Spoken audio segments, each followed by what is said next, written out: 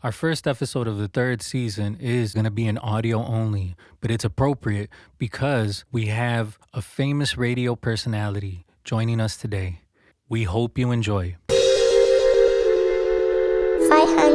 and growing. Podcast. Dedicated to the underdog, cause I see you. Working on your craft, getting strong, cause I see you. Ready to set it off and on, cause I see you. Correcting all that is wrong, cause I see you. Cause I see you. Hello everybody, welcome to the 500 and Growing podcast. My name is Jesus Azteca 500 Sanchez. I am the host of the 500 and Growing podcast, and today we have Turi Ryder. And Turi Ryder is an incredible radio host. She is a writer. She is an author that authored a book called She Said What? And she's also a podcaster that podcasts a show called She Said What? True. She is an incredible person that has seen radio from every perspective that you could possibly see it from, has transitioned into podcasting. We're really honored to have her here at the 500 and Growing podcast, Turi Ryder.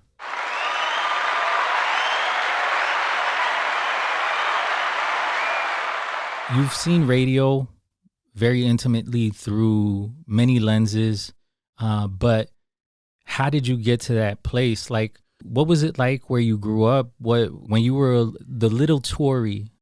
Let's see where to begin. I am a Jewish person, Mm-hmm. and when we started out as a family, we lived in communities with a lot of other Jewish people. But now I have language for what my parents were like that I didn't have when I was little. My father was essentially a trauma survivor. That's really what he was. He was orphaned by the age of 2. He was raised by one of those Disney movie horrible aunts. And he really struggled. And my mother grew up in a very Orthodox, and if you're not familiar with Orthodox Judaism, there are a lot of rules and a lot of obligations, and also a family that really valued education. And my father had no family at all. So when he found my mother in these wonderful city colleges of New York, which are fabulous and free practically, he was living in this little attic room. He had, I'll tell you how little he had. My mother complimented him on a date. She said, "You must really like that shirt. You wear it every time we go out." And my father said, "Well, it's my only shirt." And my mother said she wanted to crawl under the table and die. But as he grew up and educated himself, there were more losses and more death. And by the time I was really ready to start forming a community, he was really wrestling with, I think, what we would now call depression. Mm-hmm. So he got... Yeah, and back in that day, it was just like, suck it up. They had no word, right? There was nothing. So he got in his own way and blew up his own life a lot. The only thing he didn't blow up was his marriage. He dearly loved my mother. I mean, your mother seems like a saint. Nope, she's not a saint. Okay, never mind. I take that back. No. They were a unit of 2. Okay. And I'm not sure that they really should have had children because they really were a unit of 2. They were sort of propping each other up most of the time. And so when you ask where I grew up, we did what I like to call the university jog around. There was grad school, and then there was a postdoc, and then there was as a postdoctorate where you train in a lab. My father was a scientist, and then he would periodically just blow stuff up. So he was in Chicago, and he was in his postdoctoral program at the University of Chicago, and they had some jobs for him to interview for. And my father was standing at the bus stop, and in those days in Chicago, they burned soft coal for heat. Okay. And my dad got a cinder up his nose or in his eye or something, and he did one of these things that he would do where he swore an oath that he was not going to live any place where the air was filthy. And he took his family, his Jewish family, from this Jewish community to what my grandmother in New York called the wrong Manhattan, Kansas. Okay. Where we were the only ones. And in those days, there was not as much cultural exchange and appreciation for people who were not like you. And Seems familiar. Yeah, I think you might be. And so most people there, I mean, there were no Democrats. Forget that. Yeah. There were the Catholics were considered a minority, and when I showed up, there were exactly, I think, when we got there, that made 3 Jewish kids in the whole school system, and then another family moved, so that made 5 Jewish kids in the whole school system, and we didn't all go to the same school, so that was a hard one. Yeah, how did you come to terms with like being one of only one? The only one. I think anyone who's been a minority in any place knows that it's hard, but it makes you tough. Mm-hmm. I mean, there's the not understanding as a kid why people just don't like you before they even talk to you. Mm-hmm. There was a lot of religious bigotry. There was a lot of accusation. There was a lot of religious education that happened in the rubric of public education. Yeah. And it was uncomfortable. And a lot of that stuff is in the book, but the story that I'll tell you was that I spent a lot of time getting accused of having killed Jesus, like as a 10-year-old, having personally apparently killed. By other 10-year-olds? Yeah. Oh, okay. The teachers weren't too great either. Yeah. One teacher told the class that they needed to stop beating me up because we had been forgiven for killing Jesus. So I didn't get beat up for a little while. But again, it gives you have to find other places and other people. So my best friend was the only black kid in the school because we were both the onlys. Yeah. Plus she was a super cool lady. I wish she were still living. And my refuge became the library. Mm-hmm. The library, if you have never needed a place of refuge, you may not know what a great refuge the library can be. You have taught. Mm-hmm. So you know the kids who just glom onto the library. It's their exit from difficult times. You can absorb yourself in a book. You can find someone who looks like you or is like you. Mm-hmm. And it didn't hurt that the librarian was black. So, you know, I found all the other people who were the onlys. Yeah. And we functioned. Mm-hmm. So yeah, that was my childhood. Then they moved back to Chicago. My father's major professor, the guy who had him at U of C, came out to visit. And my mother had always been a university teacher. Mm-hmm. And he said, "Have you noticed that your wife doesn't seem too happy here?" And my father pulled his head out of the laboratory and looked around and thought, you know, maybe I don't have to. And so my dad's friend said, "Well, we'll get you back to Chicago if you want to come." And my dad taught at the University of Illinois Medical School. And then after he retired from that, he ran his own lab until he died of Alzheimer's about 3 years ago now. So my condolences. Thank you. You know, when you lose someone to a disease like that, you lose them before you lose them. It's in a way a gentle passing because you've made your peace with it. Yeah. You feel like the person who's gone has already left. Yeah. So that's my childhood.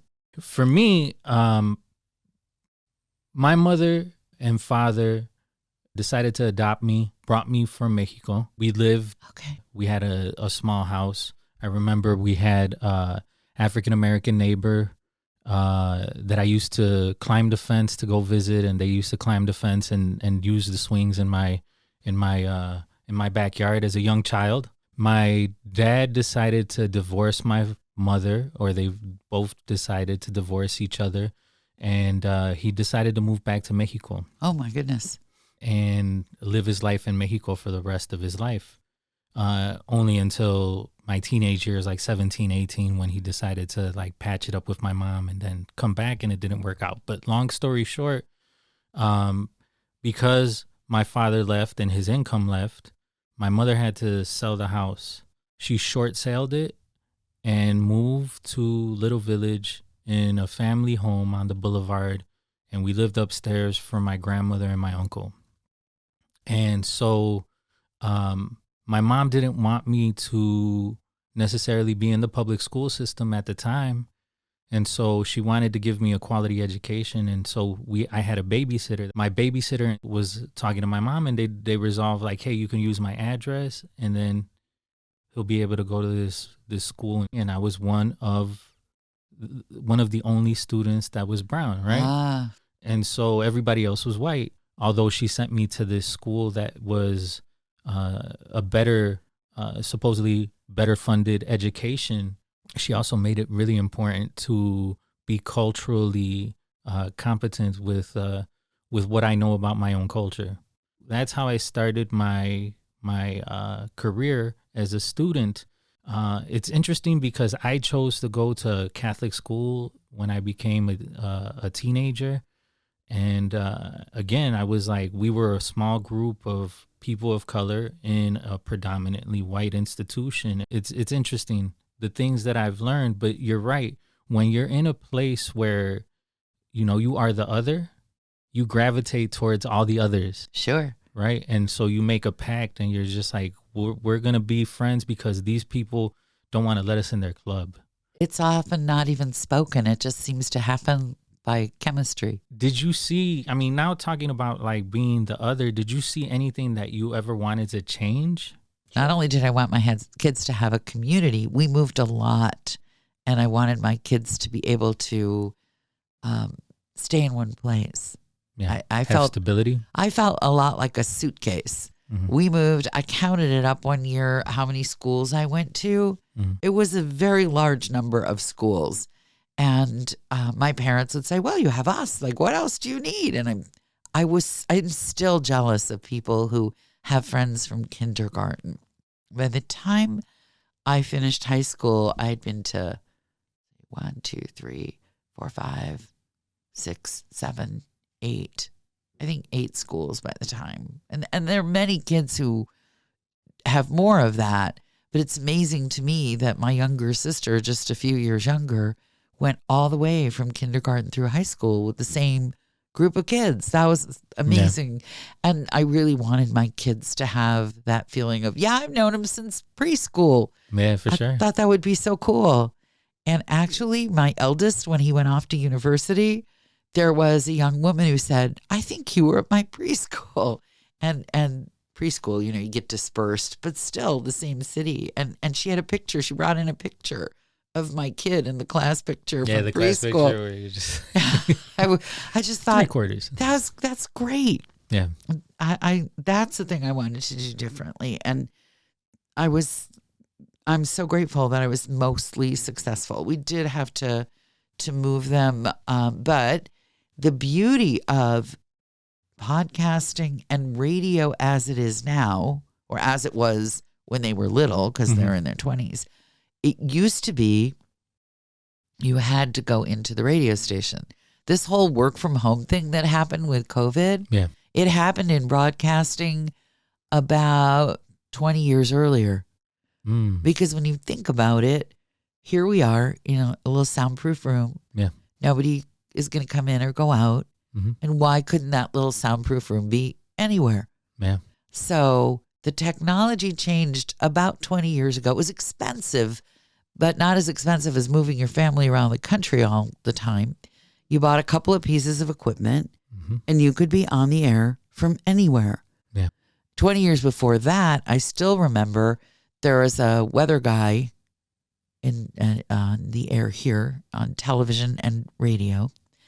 And I forget, I think his wife was having a baby, something was happening, and it was a big deal. One of the first people who got to broadcast from home. Okay. And it cost so much money, but he was a big star, so they paid for it. And they had to have a union engineer to come to his house every morning to turn on the equipment, and to come back to his house when his gig was over to turn off the equipment. At the studio, those were the union people, and he couldn't touch it at his house. So every now and then the engineers would be a little, if he peeved them or they were just having a bad day, they just wouldn't turn the microphone off. And then just for fun, you'd hear his whole home life happening. Wow. I know they were mean that All way. types of arguments. Mean that way. Yeah, he had several wives, and I don't think this one lasted. And I think that many of us at the radio station had an inkling that it was not going to go well long before, because we heard it all happening. You were just like, I know why he's unhappy today. Were there any moments that you wanted to stand up for yourself? Like any moments that, I know you talked about being the other, that you were just like, I had enough. I'm putting my foot down. Well, I did just want to be done with it, but I was out of Kansas in time for 6th grade, and then my parents made another mistake. They thought that they should just move where the schools were best, whether we actually financially belonged in this neighborhood or not. So that's when I really went into rebellion. That's when I just said, you know what? My watchword became, you can't make me. That's kind of. How old were you? I was young for my grade in school. I think I was like 14. Okay. And I was finished with high school young. I couldn't wait to get out of there. Yeah. But, so I basically didn't go to school. I went to the library. And then when we got to this high school, and then we got to this horrible suburbs, and it was the 70s, and everyone was getting divorced, and everyone was on Valium, and all the guys were like running off with their secretaries. That was a very common scenario. Mm-hmm. And these kids had all the money in the world, and their home lives were falling apart, and they were fighting in the halls, and nobody listened in orchestra, and it was supposedly, this is what everybody wants, is to live in these suburbs where everything is beautiful. And I was just like, this is not perfect. This is awful. This is not ideal. This is not where I want to be. And by the time we moved again to a different middle school, and then again to high school, I just thought, you'll love this, I got a homeroom teacher. She was the cheerleading coach. Oh, wow. And she signed her notes home, shiningly yours. Yeah, and I just wanted to throw up all over her. I couldn't take it. I just couldn't take it. So I did 1.5 years of traditional high school. Then I went into the alternative school. And that's when my parents realized that I was really not growing up the way that they had anticipated. Mm-hmm. So you asked, did I break out? Did I speak up? No, I just sort of resigned my job as conventional, fairly bright kid. Yeah, and how did they react to figuring it out? Not well to any of it. No. They got me a therapist, but other than that, it didn't matter. Yeah, I was like done with them. My attitude was, I don't smoke pot, I don't drink, I don't do drugs, and now I'm just going to do whatever I want. Mm-hmm. Anything. If I want to be out listening to music till 3 a.m, you can't stop me. If I want to go with my boyfriend to some concert in another state, you can't stop me. Man. And they would make these occasional ineffectual gestures like, we're going to lock the door. And I'm like, great, I won't come home. Ouch. No problem. I got a lot of places I can go. Yeah. So, and the high school radio station became my city of refuge. And so, what did that do to you? Like, how did you find the radio station at your high school? Like, what was that like? Oh, it wasn't on purpose. Okay. Susan, I will not give her last name, whom I knew, said, there's this really good-looking engineer at the high school, at the station. Mm-hmm. And the radio station was like in this far corner. It was a huge high school, far corner of the high school. It had the far corner in the front of the school, and then like a little bell tower that went up the stairs. And there was something called the United Press International Teletype, which in old movies you hear it going tick, tick, tick, tick, mm-hmm. Bing, tick, tick, tick, like a typewriter that never stops. Mm-hmm. What is it type? The news. Oh, okay. You would UPI, or if you had an AP service, would feed national, state, local, and it would go go out to all the media who subscribed via Sure. teletype. So it was like an email, but it would type There it was out. no email. There was a way for them to communicate like what was happening at the time through text. Yes. And then if you were a sloppy reporter, you would do what they called rip and read. You'd rip off the story, you'd read it on the air. Or if you were decent anchor, you would rewrite your copy. Or so the station had that, and the station had some equipment, and the station had my friend Sue was as good as her word, a really cute engineer. And so, like most high school students, the heck with the actual activity, it's all about the chemistry, right? So I dated that engineer for quite a while. Very cute engineer. And he didn't really want to look at me. He had stuff going on at his home, actually, that was really scary and bad. And so he wasn't looking at me. So I got a radio show so he would have to look at me, because in those days, you didn't run your own equipment. Somebody had to sit across from you. You're trying to draw his attention. Yeah, so I got myself a radio show so that he would have to look at me. Sure. Worked. You'd have to tell him, like, hey, turn down the mic, please. Well, no, they have to watch you for cues and for music. So he had to watch me. That worked very nicely. Nice. Yeah. I was cuter then. So, we were an item for quite a while. And I found out exactly why he wasn't looking at anybody. And it was really another one of these wealthy community horror stories with the mother drinking skin freshener and the father in the hospital, trying to end his own life and the sister dying of anorexia. I mean, it was hell. So I was compared to that, if you can believe this, Jesus, I appeared normal. Yeah. Yeah. Shocking, but true. Yeah. I mean, I think that it's something that we think that you're going to solve. Sometimes some people think that you're going to solve everything with money, and it might make your state. I mean, money doesn't have anything to do with your happiness in a sense when you talk about the chemistry or the interactions that you have with your family. Like, if you're not happy at home, it doesn't matter how much money you have, you're not going to be happy. It's true. There were, and to your point about the kids, about forming community where your mother raised you, and there was, the family and the community. There were a lot of kids at the radio station who, in retrospect, it occurs to me, probably had way more time available to devote to volunteering at the radio station than they would have had if their families were functioning. Yeah. They had these...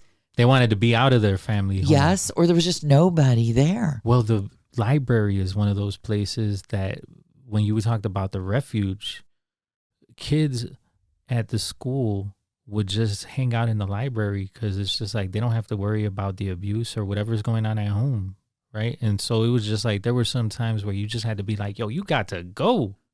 It's still true. My kids went to a Chicago public high school, and at one point in a budget-cutting maneuver, they were going to shave down the hours of the library. And a bunch of parents said, these kids need to be here.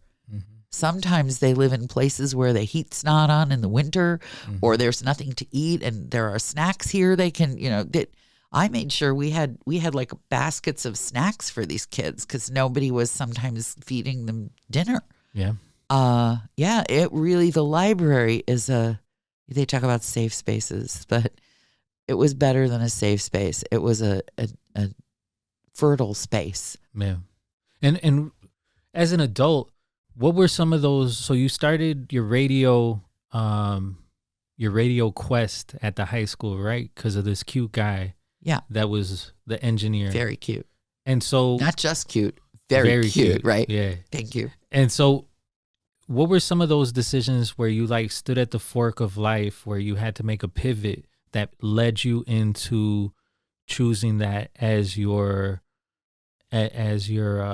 livelihood, as the work that you were going to dedicate your life to? Well, or just in general, a pivot that was super important in your life that like made you the person who you are. And without that decision, without that occurrence, you wouldn't be that same person. I wish I could say it was one thing, but to back up a little, radio was always sort of around, and music, which is exactly the wrong reason to get into radio, I'd like to point out, in 99.9% of the cases, because even if you listen only occasionally to music radio, it's the same playlist. Clear Channel. Yeah. But at that time, you couldn't own more than 7 a.m. and 7 FM stations. So there was a lot more diversity on the air, and there was none of this, I do mornings in 175 markets. There was none of that. But I was lucky that there were places in Chicago where the music that you played was somewhat up to you and it really mattered. And I guess that... And these are like public? I mean, like you're talking about like commercial stations. Yeah, I was thinking about like college radio stations are usually the ones that have that. Now, yeah. But the word would get around. Like there was a station, WZRD out of DePaul. Mm-hmm. That was a college radio station. But there was also something called Triad that had like a kind of a free magazine, and they were on, I think, 106 point. I don't remember. They would buy time in the middle of the night. Mm-hmm. And WXRT started out as a brokered. Okay, so let me explain the terminology. There were and are radio stations where you essentially can rent a few hours of time. Mm-hmm. A lot of foreign language stations, they have a Polish show for a couple of hours, and then they'll have a Ukrainian show for a couple of hours, and then they'll have a German show for a couple of hours. You buy that time, mm-hmm. and you get to do whatever you want with it as long as you don't lose the station. It's FCC license. And the dark side of me always wanted to know, how do they know they're not swearing in Spanish? Like how do we, how the people selling the airtime, how do they know they're not losing their license by saying every word you're not allowed to say in English in some other language? True. I never got that one answered. But so XRT, which everyone in Chicago, and if you are listening to this podcast outside of Chicago, it's still the closest thing to a diverse rock station that you're going to hear. Mm-hmm. But they started out renting time in the middle of the night, and the word would go around the high school like they're going to play the entire New Traffic album. Okay. And we would stay up mm-hmm. to hear it. Or they're going to play the entire Blows Against the Empire by the Jefferson Starship, and we would stay up. Mm-hmm. So that was part of what radio was. And the advertisers were all head shops, blue jean shops. On those radio stations, often they eschewed recorded commercials. The DJs did all the commercials, and they were so cool. And I wanted to be that. Yeah. So I would say a turning point came, and I'm now 4 stations into my career, not counting the station where I was the human music computer just writing stuff down. That was the station where they left the microphone on for the famous guy. The famous guy. Right. I was the human music writer downer. It takes like 0.03 seconds for that to happen now. Uh-huh. But in those days, you would take the red Sharpie and the blue Sharpie and make sure that the songs weren't replayed. Right. They were in a rotation. You had to play the hits every so often, and then the not quite, the ones that were on the way in, the ones that were not on the way out. It was they thought they were very sophisticated. And again, this happens in about 0.3 seconds now. Yeah. And a computer does it, and you have nothing to do with it. It comes in from research. But in those days, there was me.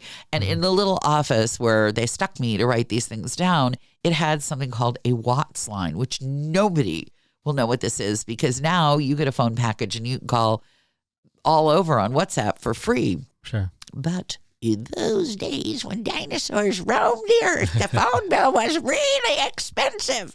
And to call to look for a job in radio around the country, which I was doing, was cost prohibitive. But a Watts line was like WhatsApp now. You can call anywhere, and there's a flat fee, and the station paid it. And I had a phone that, had a Watts line, so I could call everywhere and look for work.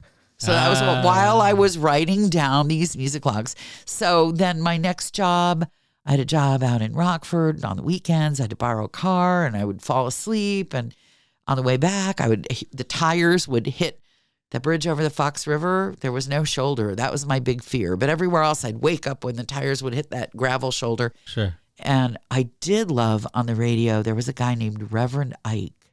Mm-hmm. Reverend Ike kept me from driving into the Fox River after my all-night shift in Rockford, Illinois. Reverend Ike was very straightforward about his ministry. If you sent him your money, he would send you the money prayer so that you could be rich. Oh, okay. Yeah. And he was really serious about it. He showed how much I see all these Rolls Royces and see this, all these gold watches. And if you send me your money, and he would literally say, send your welfare check. Yeah. He would send the money prayer, and you would then, eventually have 12 Rolls Royces. It was such simple math. Yeah. And his sermons were amazing. I know. Nobody. Well, they had to have been like super gravitating for people to just be sending in their checks. Yes. You can look him up. Look up Reverend Ike money, and it'll come right up. I think his son took over but there is nothing as astonishing as hearing somebody say, "Send your welfare check." I'll send you the money prayer and your life will be like mine. Look at my jewelry. Look at my Rolls Royces. Look at how many fur coats, because they were chic then, my wife owns. Look at the closet. Look at the suit.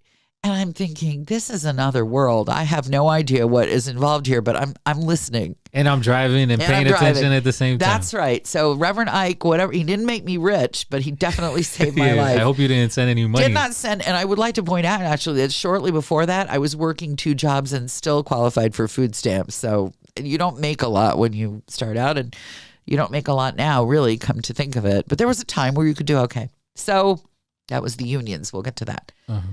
So the turning point, I would have to say, shortly around that time, I got a job in Elgin, and I was supposed to do sales.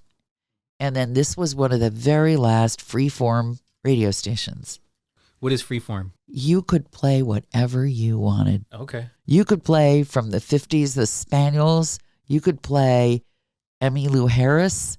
You could play Sting, and you could break new records that nobody was playing. A lot of modern rock. There were. I mean, we played Cheap Trick before anybody else played Cheap Trick. Acts that got big later, we could play. Mm-hmm. Anything you wanted, really. That was, as long as you made it work, fit together.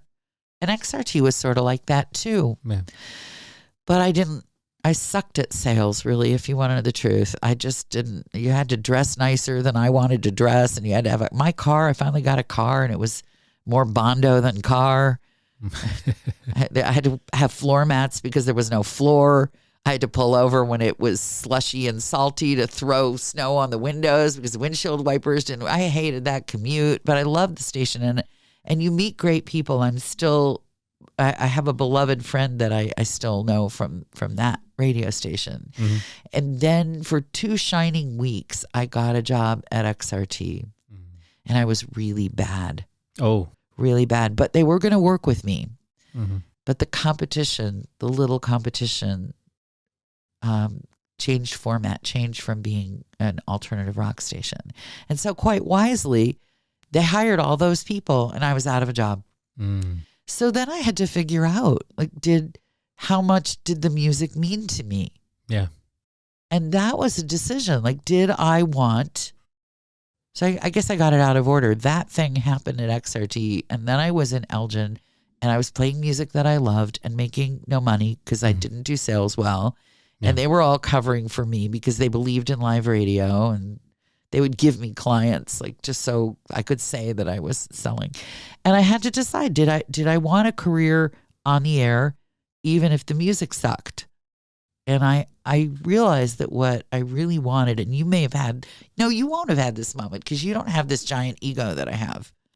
What I wanted. I'm trying to take it away. No, I have a huge ego, and I realized that what I wanted was to be the center of attention. Yeah. No, I definitely have that, but I'm trying to fight against it. Don't, if it works for you, if it pays the bills. I'm an only child. If it pays the bills. Yeah. I wanted to be the center of attention. Yeah, for sure. I didn't really care about the music. I wanted to be the center of attention. And I also wanted health insurance because I was worried that, if anything happened, my parents would sell the house or what. I wanted insurance. So then I went to work for the most... I actually love real country music. Okay. But not manufactured by machine country music. Sure. Which is what they were playing when they hired me I said to the guy, if you can guarantee me 3 shifts a week, I will make myself available for all of your fill-in. And they said, okay, you can work 3 shifts on the weekend, 1 short turnaround, and when the rest of the fill-in, we'll move the other people down and you'll do the overnights when someone's on vacation. And so that was the big decision. I was going to make a decent living at this. I was going to be entertaining between the records. Sure. I would be the entertainment. That was the decision, to become the entertainment and not just I shouldn't say just. It was less important picking out the music and more important to me to have the huge, enormous, fragile ego and be the entertainment. Yeah, you were the radio personality. Yeah, because at that point there was still personality radio. Now that's changed, but at the time. Yeah, and what was your approach to establishing your personality or coming to terms with what type of personality you were going to have? I think I've always just been me. Okay. I don't think I could create a faux me, which was my strength and also got me fired a lot. But I think one of the things that you have been curious about when we've spoken is, what about the risk? Yeah. And the risk of being really yourself is sometimes you go down on that ship. Sometimes they say to you, and this was years later, I was doing personality radio, still music radio in San Francisco. And my boss got promoted and they hired a guy. I mean, at this point, I'd been in the business long enough that everybody knew everybody. The joke was it was the same 7 guys running the business, and you would work for each of them twice before you were done. And one of these guys who had a terrible reputation amongst talent shows up, and I knew what he wanted. He wanted the women to sound like this. Yeah. There was a show in Los Angeles that was for lovers only. Yeah. And he wanted me to sound like that. Yeah.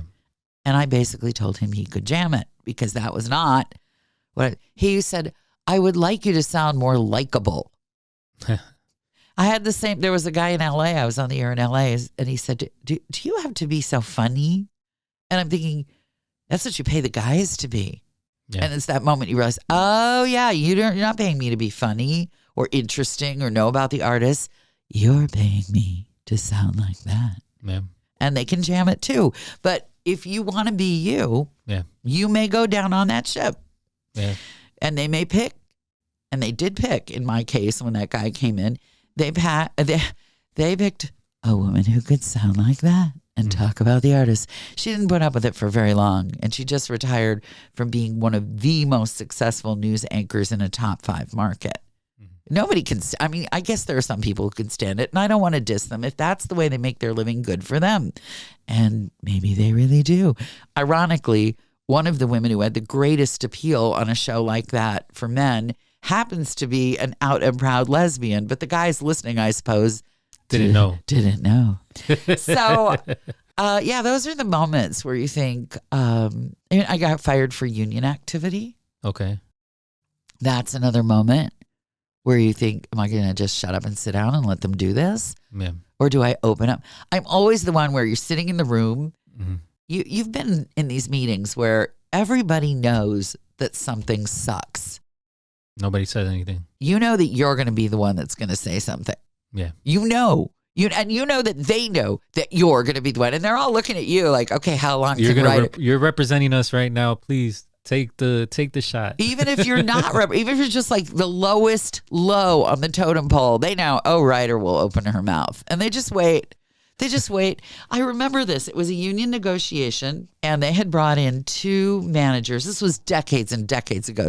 They had brought in a manager and his girlfriend who was on the air, and they claimed that she was not management, even though they said, well, technically no one reports to her. I'm like, she's the girlfriend of the guy. All she has to say is, I don't like this guy. And of course she's management.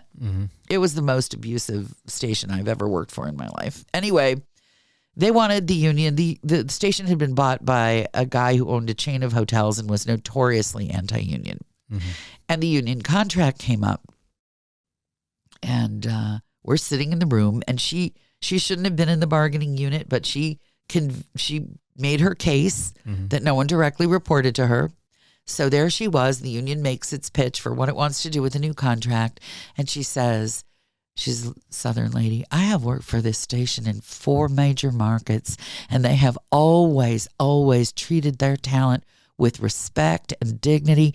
And why wait for your pension? If you sign with, if the union goes, if you decertify the union, your money that you're wasting on their pension will go into a 401k, and you'll all get raises and blah, blah, blah, blah, blah. And you're going to get, and I listened to this whole thing, and then everybody's looking at me, they're waiting. I'm like, put my little hand up every freaking time. Sometimes I don't even wait to put the hand up. I said, well, if that's how they feel and they're so great, why don't they put that in writing? Well, they put that in writing because, if it's such a great deal, better than the union deal's in writing. Yeah. If they're not willing to put it in writing, then why should I believe any of that? Yeah. But if it really is true, then what's the problem? You put it in writing, they're happy, we're happy. Let's see it. I think I got fired about 3 weeks after that. May I swear on your podcast? Sure. I was called in the middle of my sleep cycle, which was another thing this guy liked to do. If you work nights and you slept from like 10 in the morning till, 8 hours from then, 4 in the afternoon, he would call you in at 11 in the morning or 12, just for spite, just because. And I come in there half asleep, drinking coffee, and he says, well, Ryder, we've decided to make some changes, and you're going to be one of them. And I said, well, does that mean that I'm losing my job? He says, well, yes. And I said, do you mind if I just ask you why? And he says, well, we're tired of your shit. I said, really? He said, yeah, usually when I put a girl on the air on the station, they work 10 times as hard as any of the guys. Because I was a girl, but they were guys. They work 10 times as hard as any of the guys to prove themselves. You don't want to work any harder than anybody else. I said, it's been a pleasure working here. I've learned a lot. Good luck. Wow. Thank you. Every now and then the universe pays off. 2 weeks later, I got a job at the biggest, one of the 5 biggest radio stations in the country, WLS AM, when we were still top 40. I worked with all the greats. It was like the Harvard of top 40 radio. Sure. And this is where it really pays off to go down on that ship where you're just you. Shortly after I went to work there, I really didn't have the technique that these guys were legends and still are. Yeah. And I see my boss motioning to one of the maintenance people. They're taking out, do you know what a dish pack is? No. If you're lucky enough to have a moving company move you, they put your china in something called a dish pack. Okay. It's a tall carton. It's about, I don't know, 3.5 feet tall, and maybe, 18 inches square. And that way they can pad each dish in a whole bunch of paper. Okay. So the big boxes. Sure. And the maintenance. So it's like a tower of dishes inside. Yeah, all theoretically packed well. Although if you've ever moved professionally, you know that sometimes it's the end of the day and there's a sacrifice you have to make to the moving god. And it will usually be something that you really, really valued. And you just have to expect that there'll be something that disappears and something that breaks, and just prepare yourself. But the dish pack that he had the maintenance guy taking out on a dolly was full of cassette tapes, which is how we all auditioned for work in those days. Now you have a website and it's all. But I thought, what is this? And I went and knocked, and I said, Steve, what is this giant box of tapes? He said, well, those are all the people who didn't get your job. Wow. And I said, can I come in? Do you mind if I ask you something? Come on in. I said, well, all these people, they've been doing talk radio for a really long time. They're good. They never talk over the beginning of the record. They could give the call. Why did you hire me after 2 years on the air at a country music station and no top 40 experience? Why? And he said, well, I would rather find somebody with something to say and teach her how to say it than somebody who's really good at saying a whole lot of nothing. Mm. And I think that translates into anybody who's excellent. There are always going to be journeymen as you make your way, or journeywomen. You're always going to be people who are, they're competent. They're good, decent. They're not passionate. There's a spark. You can teach craft, but you can't teach talent. And I suppose I could say, oh, well, I don't have any more talent than anybody else. Bull. And it's important that you know what you have. And it's also important that you know what you don't have. There are things I can't do in this business. Mm. I'm no good at sales, and those people make the big bucks. I don't care, but I know I'm no good at it. Mm. I don't want to look that good. I don't want to wear those shoes. I don't want to go to those meetings. But you should know what you're good at and what you're not. And those top salespeople, that's a real talent. Mm-hmm. You meet them for 5 minutes and you feel like you would buy anything they're selling and be proud and honored to wear it or own it or use it, or, that they're that good. Yeah. I suck at that. Yeah. And I know it. So, know what you're really good at. And also, there are a lot of gifts that don't have to do with the shiny object. Sure. There are people who can coach, and they can teach, and they can encourage, and they can raise, and they can parent, and they can be warm soil that raises great artists, and that's a gift also. Yeah. That they can take their ego out of it and focus on the person in front of them and make them the better thing. That's a gift. Mm-hmm. Talented teachers, that's a gift. So I have a pretty good idea about my gift, and I have a great admiration for gifts in other people. Yeah. That's a really long answer to your question. No, I mean, it's interesting that looking at that bin filled with those tapes and coming to terms with the fact that, like, you are the reason why they got you or they picked you is because of you, because everybody else was pretty much doing good work, but it was just like superficial. There were sometimes a lot of people who were trying to sound like other people who were already on the air. Mm. And every single one of the guys, they were all guys on that radio station, nobody else could be them. There was no, and John Landecker, who's a legend in this town, is a very dear friend of mine. Nobody could be John Landecker but John Landecker. Nobody. There's just nobody. Same with Lou Jack, same with Winston, same with Brant Miller, same with all these guys, Jeff Davis, all these guys I worked with, Catherine Johns, the newswoman who's really great. Nobody could be them but them. So it was pointless to send in a tape of you trying to sound like Uncle Air, because you really can't. Yeah, and you would just sound like a bootleg version of Yeah, be the, it's very cliche. Be the best you can be. But really, if the station is really a great station, if your company is really if they are who they represent themselves to be and they're really the best, they already have a bunch of the best and they want you to be a different version of a best. For sure. For sure. Like the upper echelon has already seen the gamut of everything that's out. And if you have to represent something completely different for them to pay attention, I would compare it to... I would compare it to your art. Yeah, or to like... all right, the way that you get an incredibly beautiful woman is not the same case everywhere, but you don't treat her like everybody else treats her. Huh. Everybody else is like goo goo gaga over them, and you just treat them like a normal person. And they're just like, wait. You're not supposed to treat me this way. Like, wait, I'm just like a normal person. Like, you're not bowing over me. Like, you're not like goo goo gaga over me. And so it sets another signal to them that you're different from everybody else. And that's the way that, I was able to to land a beautiful wife. You know? I hope you keep this part in the podcast because she's going to want to hear it. Oh, she knows. She knows. I remind her all the time.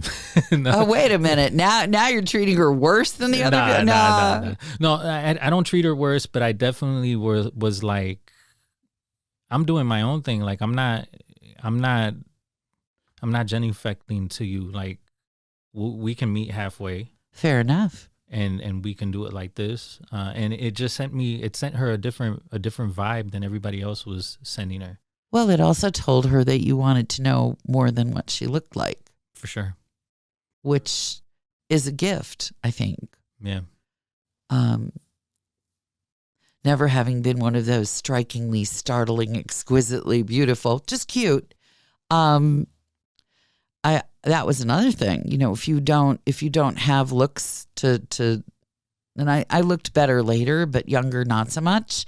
And if you have to rely on other qualities, then you develop those other qualities. And I guess if I understand you correctly, what you're saying about the beautiful woman is you're going to have to show me some of your other qualities. You're going to have to spread your peacock feathers and show me some of the other colors in the fan. For sure. And I think that that's what you did with your demo tape, is that you showed a different side than everybody else was showing. And that intrigued the person that was hiring that position to be like, wait, they're different. And they're not doing what everybody else is doing. Well, I couldn't if I tried. But what was also true was I was very, but again, you know, I fought a little bit against the tide. I came in and I dropped off the tape and the boss wasn't available, but I said, I'll come right in. I'll drop it off. And I forget if I made a tape just for them or if I had a tape of my work, and I left it with the receptionist. And a couple of days later, they asked if I would come in. And so I asked the boss, this is me making trouble for myself, by the way. I asked the boss, he said, well, I really like your tape.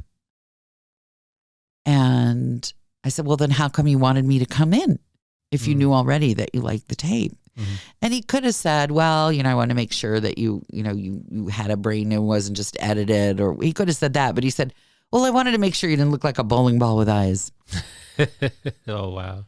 I just couldn't not. I said, did you notice that 3 of the other guys in this radio station look like bowling balls with eyes? Like, why does it matter that I don't look like a ball? Yeah. I actually said that to him. I was already working there at the time. And he said, you know, you have a point.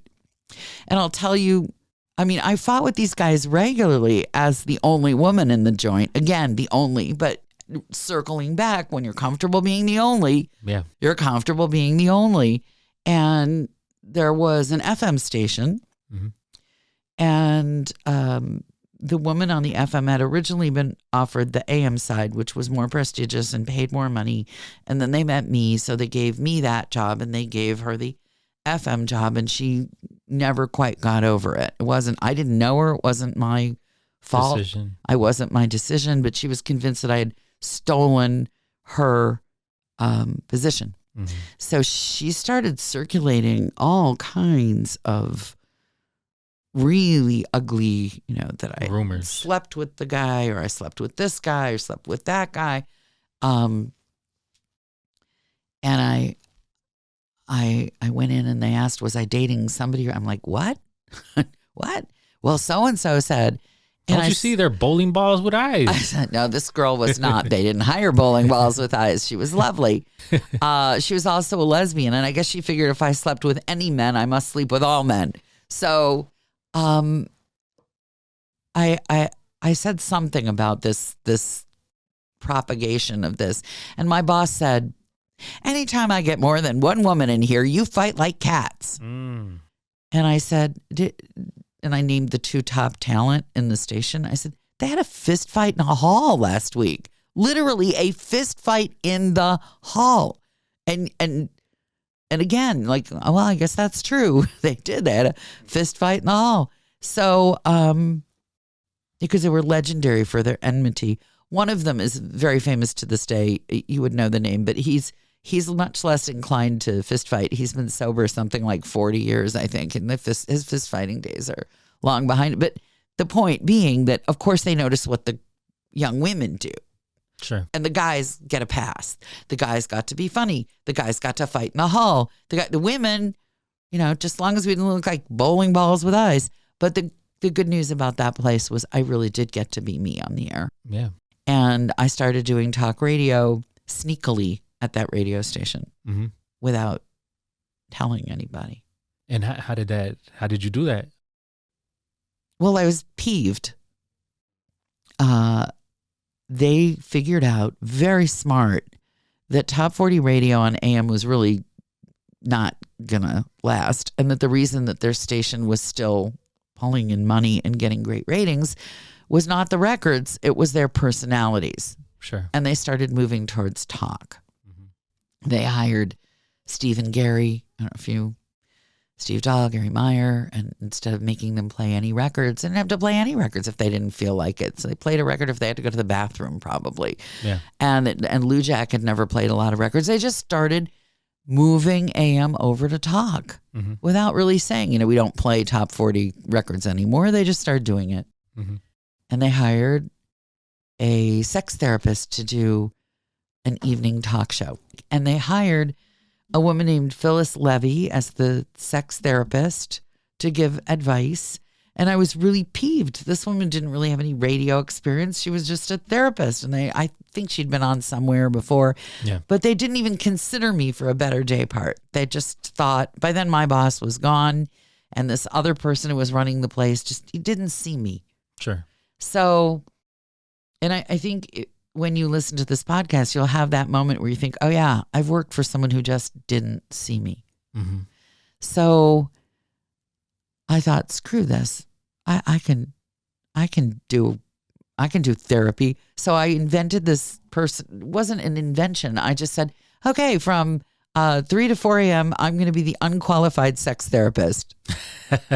And you're going to give me all your problems and I'll give you completely unqualified advice. I have no qualifications for this at all, other than being someone who is in the world dating. Go ahead. We're going to do this.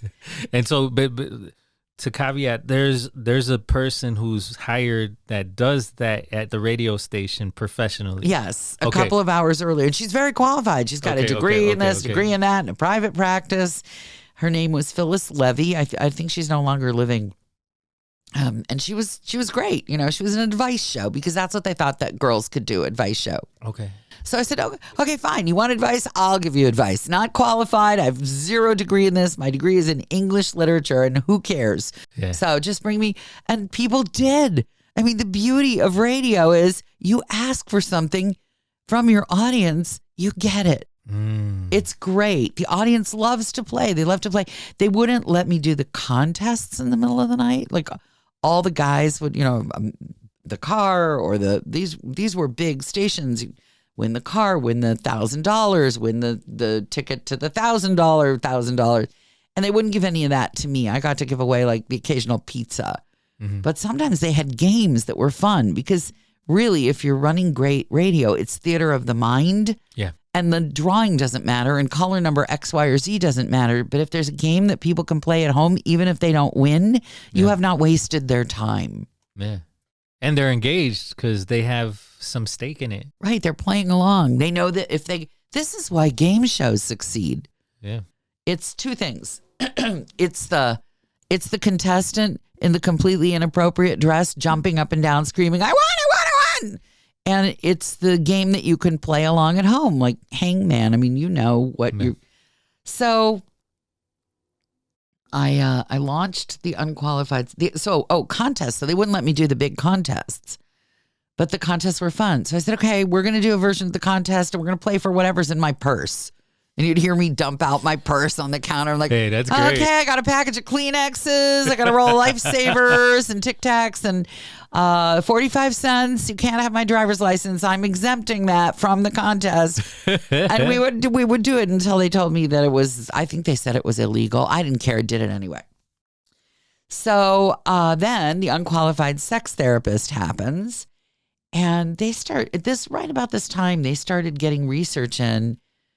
And I didn't know this at the time, but it started showing that I was one of the more known personalities on their radio station. They didn't want to tell me that.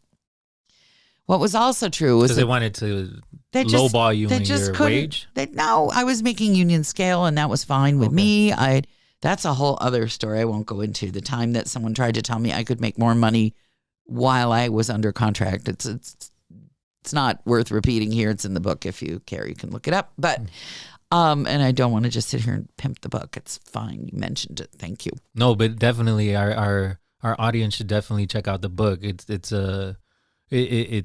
funny. Oh, thank you. Yeah. I hope that I've acquitted myself well, so that now they're interested. Yeah. And I did not publish it myself, I would like to point out.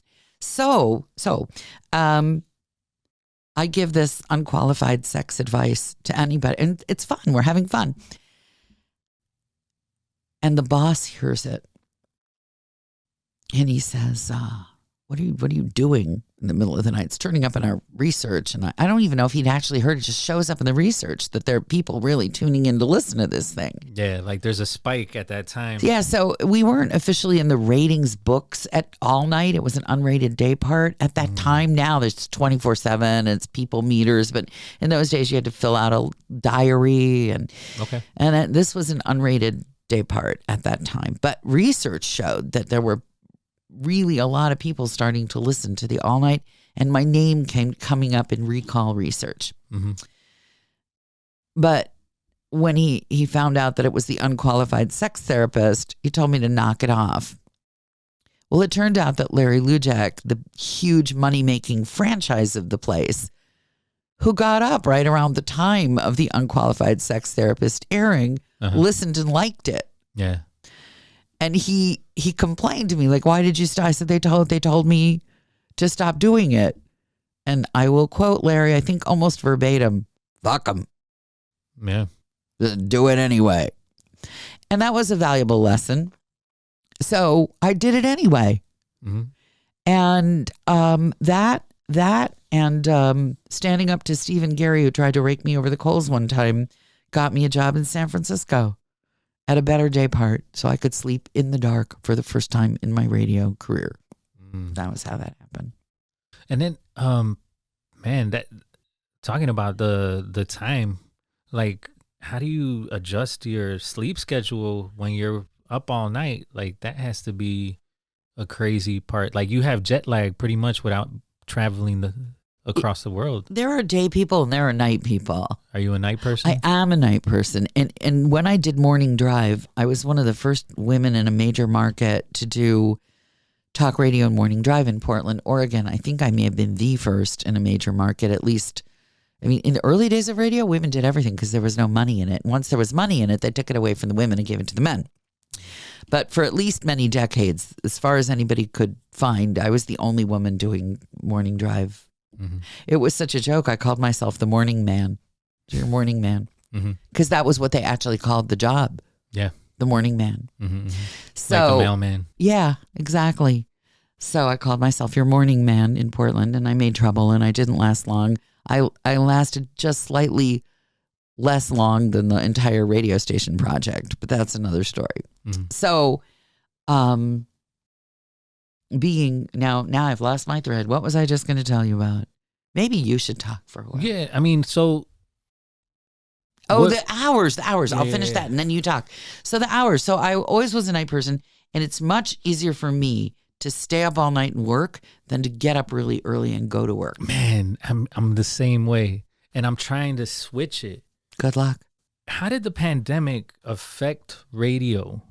Oh boy. And how did the pandemic affect you? Well, okay, let's start with radio. So everybody was staying home, and people had to figure out how to work from home. But a lot of us were already working from home. Yeah, because you were saying that like 20 years before the pandemic, people were already making that transition. People were building studios, right? They were. What's interesting to me is how comfortable people are now with being seen to be working from home. Okay. So I wouldn't say this is universally true, but it used to be that you would try and make it look like you if you were on camera, you'd have the station logo and they'd try and make it look it like looks you official. were at the station. Mm-hmm. Now, if you are doing something that has a visual, you may just see that the person is in their home.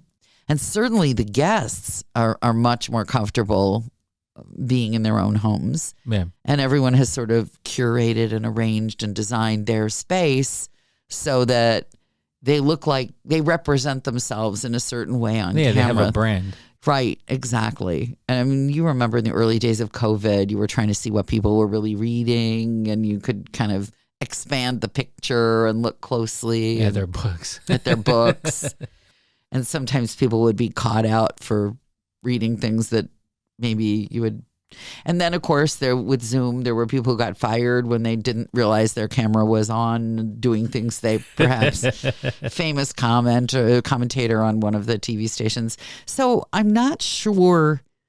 The big change in the industry has been less about the home studio and more about syndication and more about replacing live and local. And and that goes into like podcasting, or does it go into podcasting it does. and radio? Like, there's a real what would be the, you know, where the Mississippi hits the Gulf and there's that kind of brackish mixing of the waters. Mm-hmm. There's a mixing of the waters now between podcasting and broadcasting, because your audience, and you know, as you listen to this, it doesn't matter to you where this audio comes from. It matters what you hear coming out of your speakers. Mm-hmm.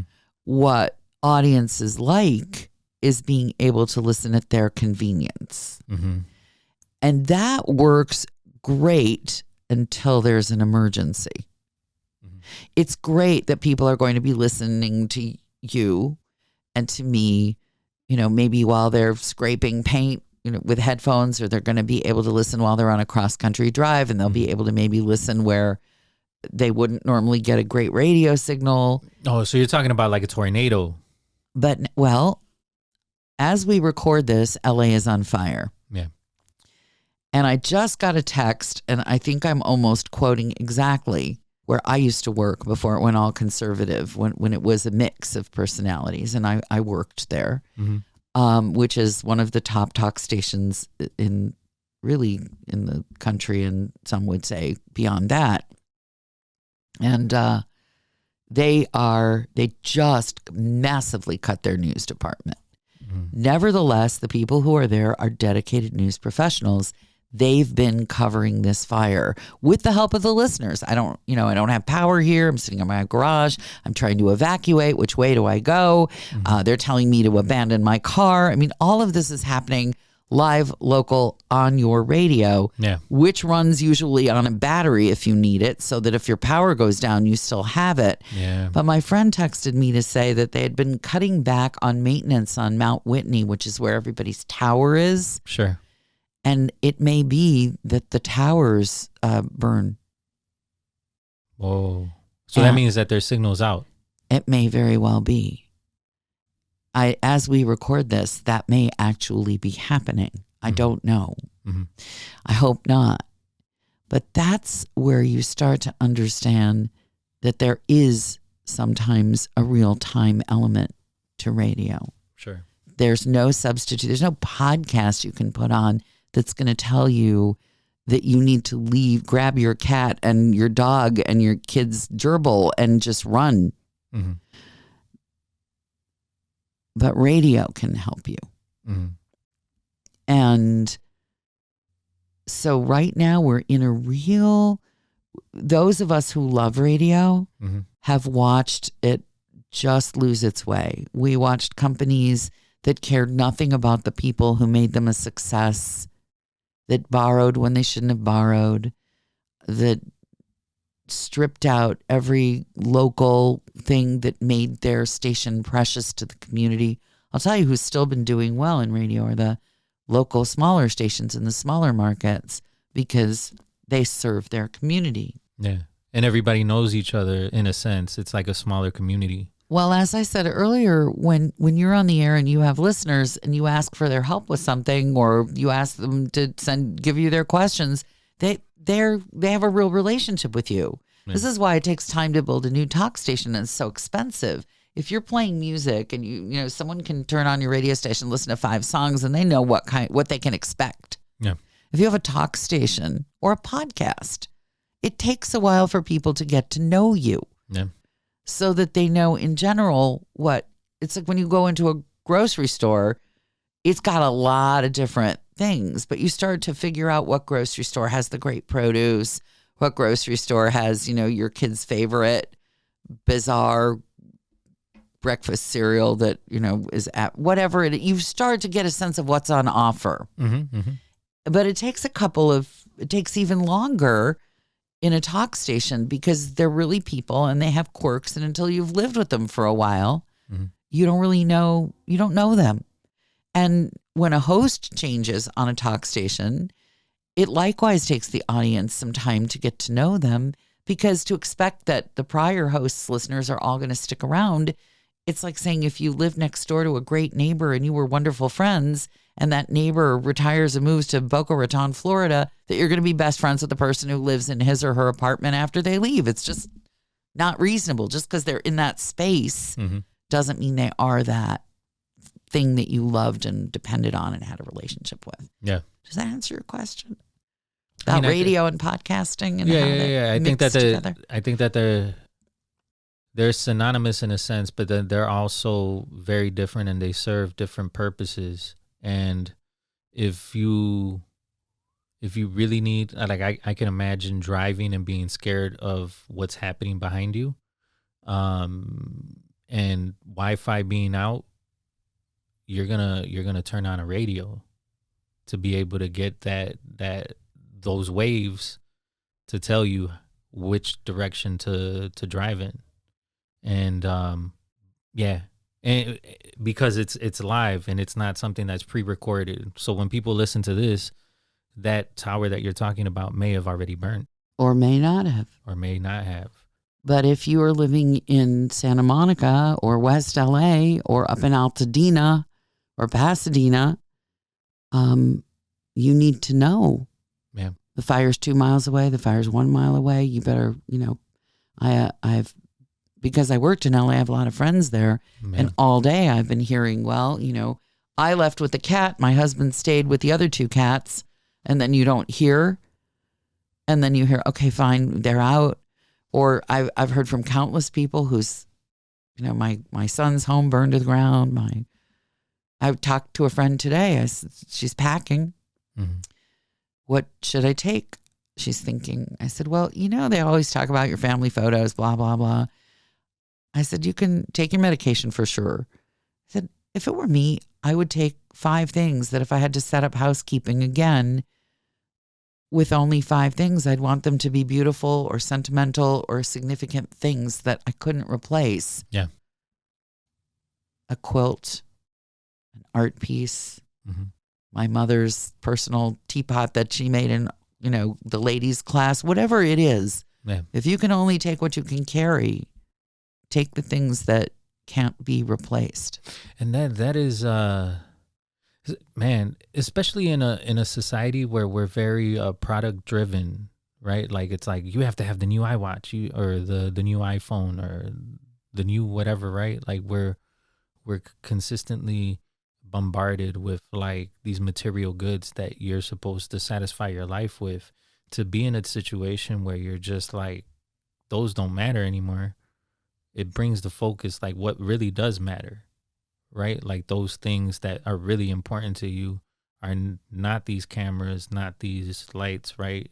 Not these mics, but the things that actually do matter, that are sentimental, that bring nostalgia. Even if they didn't cost much or were free. And you know what? I found that out. So my mom passed away in 2006, like I had mentioned. And so my grandmother came to the United States. She just recently passed away, like maybe 3 years ago. Sorry. But she was a great woman. And so my mother divorced my father, but they also had like a really deep relationship So my father's mother and my mother had a deep relationship with each other. Wow. That they connected, and they kept a connection between them and a friendship between them, even if she wasn't with her husband. You. Yeah. And so my mom passes away. My grandmother comes to the United States, her last time coming to the United States. And she wants to go to breakfast. And so, I'm a teacher. So I'm like, I'm going to take her to a fancy restaurant. So I pick her up, and we get to the fancy restaurant, and she looks really disappointed. And I'm just like, okay, Grandma, like, what's up? Like, I could see there's something going on with you. And she was just like, I was like, I brought you to this really fancy restaurant. I forgot. It's been so long that I forgot. It was like maybe 10 years ago. And I brought her to this fancy restaurant. And she was just like, yo, I don't want to be in a fancy restaurant. I just want to go to Huck Finn. Huh? Which is like the a donut hole in the place. wall Yeah. place, because that's where your mom and I used to go. Oh. But it brings back this idea of these material possessions and like what really matters, right? For me, it was just like I wanted to prove that I had made it. I'm an adult. I have like we're gonna go to the fancy restaurant that we couldn't go to a long time ago. For her, it was just like going to this donut place that she has nostalgia with my mother, and having conversations there and like sustaining their friendship. And so I saw the connection that she had with my mother. So what did you do? We went to Huck Finn. All right, then. Yeah. That's the way. Yeah. Another note about this fire, which will be true even after we have finished the podcast. A friend of mine, a really wonderful radio host who was many years on the air in LA and now hosts a jazz show, which is syndicated out of New York and I think New Orleans too. And I wrote to see how she was. She's a Black woman, and she wrote to me something I would never have thought of. And this is why it's so important to have friends who aren't like you. Mm-hmm. She said, I should get my phone out and read it, but she said, it's especially upsetting. These are my words, not hers exactly. Mm-hmm. How much intergenerational Black wealth is being wiped out by this fire. People in Malibu and Pacific Palisades, and they'll be able to replace more easily the items that are burned than these Black families who struggled so hard to have their homes that are now burning to the ground. I would not have thought about that. Mm-hmm. But she thinks about it. Mm-hmm. She understands it very well.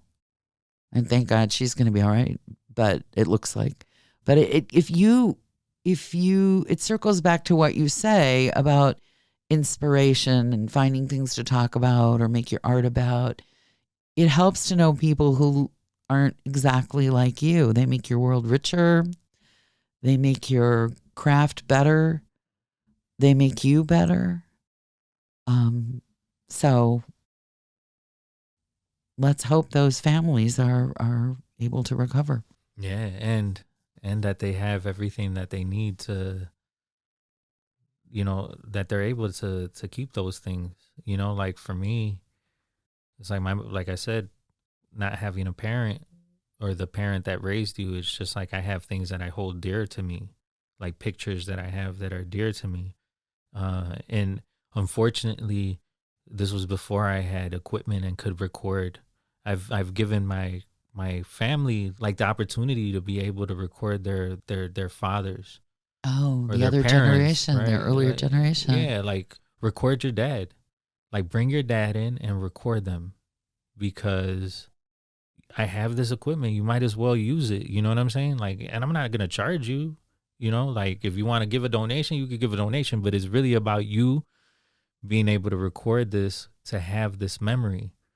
Because I wish if I had my mom that we were able to sit down and have conversations, and we did have really incredible conversations, especially at the end of her life. Like when she knew that time was conversations that like blew my mind, right? Like where she told me the truth about things. And I wasn't ready for that. That's a gift though, to have that time. But I would have loved to record them. Maybe she wouldn't have said those things if she thought she was being recorded. Well, not so what I'm saying is that like that the sharing of knowledge that she had, right? The passing along of the But like she was incredibly strong. She was a person that like didn't sugarcoat things. I love that. And so I'm able to deal with hard truths. You got where you needed to go. You got the mom you needed, for sure. Sure, man. And I got the life I needed, right? Here you are. Here I am in your beautiful studio. It is beautiful. You will see on other podcasts, because I've asked Jesus not to put a camera on. It is a beautiful studio. But you know what? It is adequate to not have a camera for a radio personality. I prefer it. Thank you. I like it. If I can't carry it and you can't carry it with the stories, then, you know, people can listen to this podcast while they're doing something else. They don't have to look. Or they can look at the thumbnail. The ever-present thumbnail. Look once and then go on about your day. But writing your book. Oh, boy. Like, what was that like? Like, you have this whole life that you've lived. How did you organize your life to be able to put it in My life is not organized. Well, I'm saying you had to have been organized in some way, because the publisher had to have been like, hey, this is what we need, or this is what we're requiring, or there had to have been some organization in your thought, like you have this blank canvas, how are you going to finish it? Because it's incredible. Like, there's a lot of, you know, misogyny that is mentioned as far as like the industry and what was happening in the industry.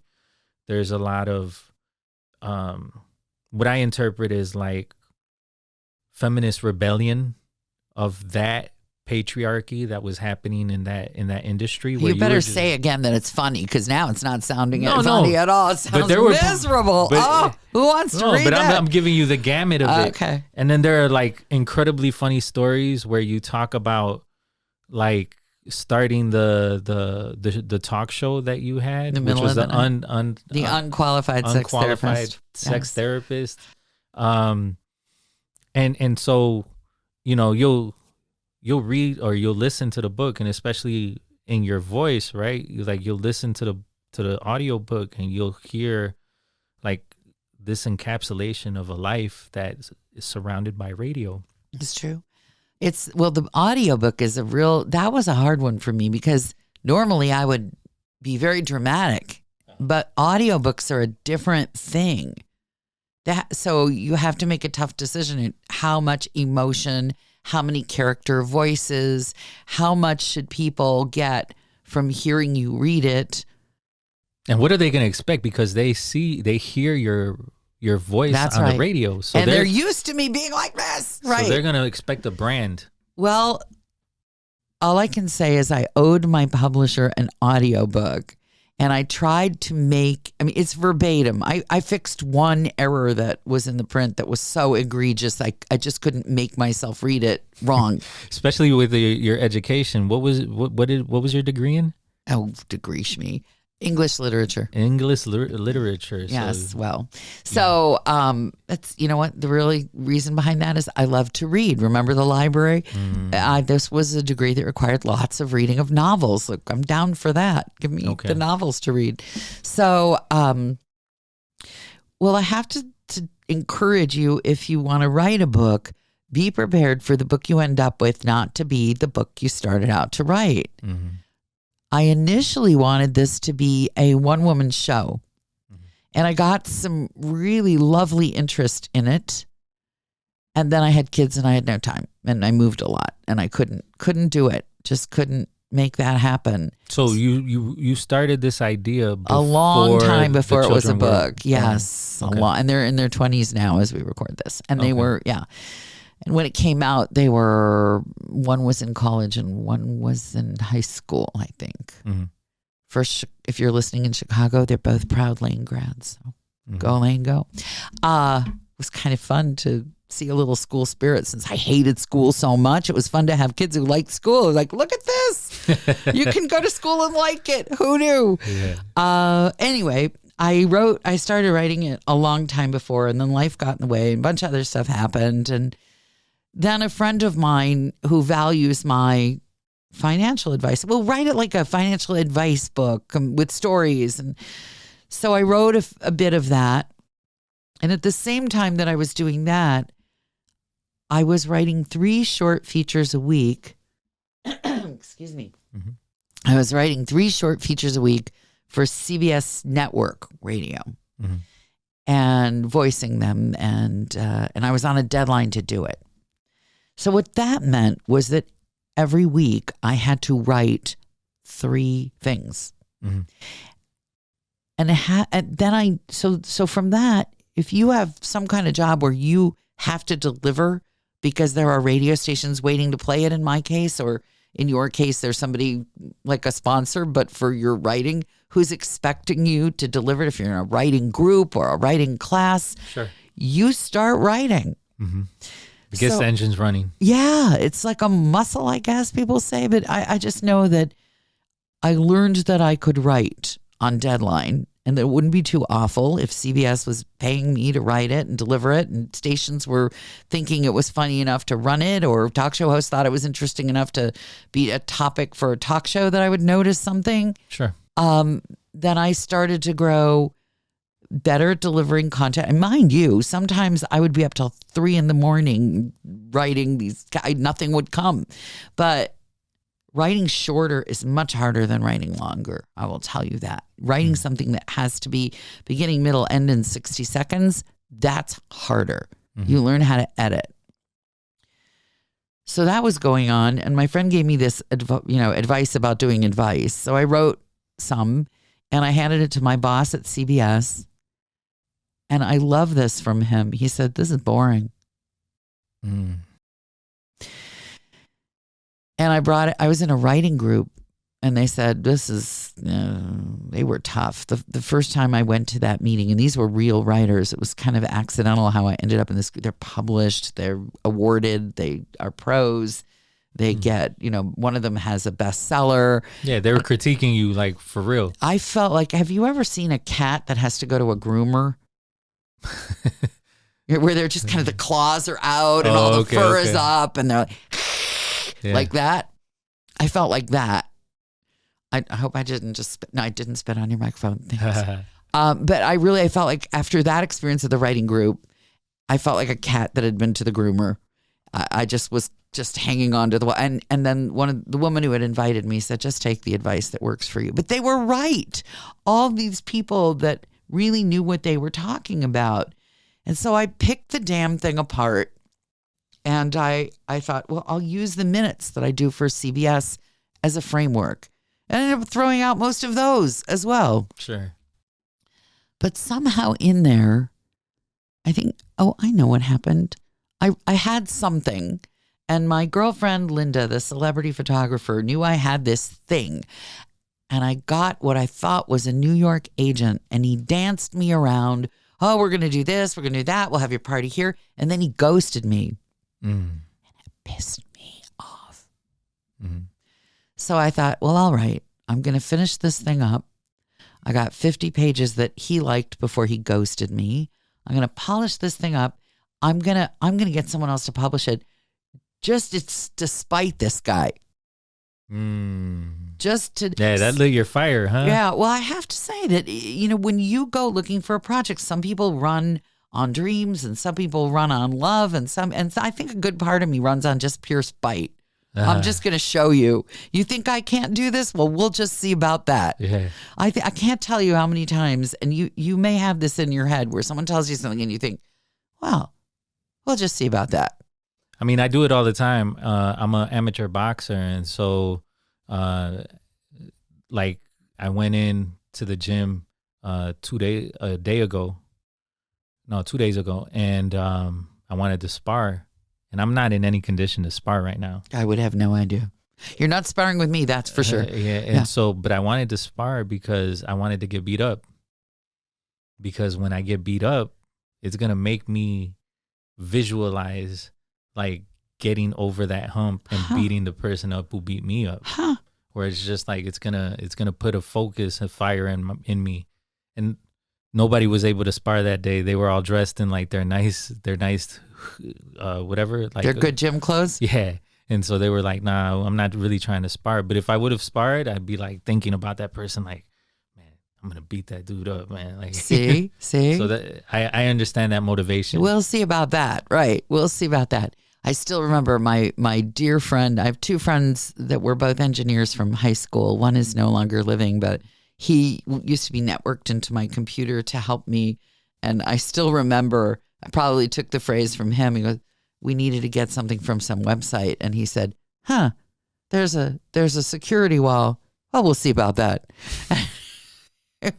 And I just, that attitude of, well, that's what you say. That's what you say is possible. So my friend Linda, the celebrity photographer, whom I adore, knew that I'd gone through this with the agent who disappeared and that I had these pages. And she said, you know, I think it was Roosevelt University here, maybe Columbia College. They're doing a writer's fair.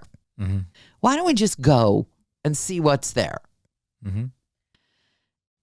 And this gets back to when things aren't moving and you need some kind of inspiration, you go outside, just go out and be.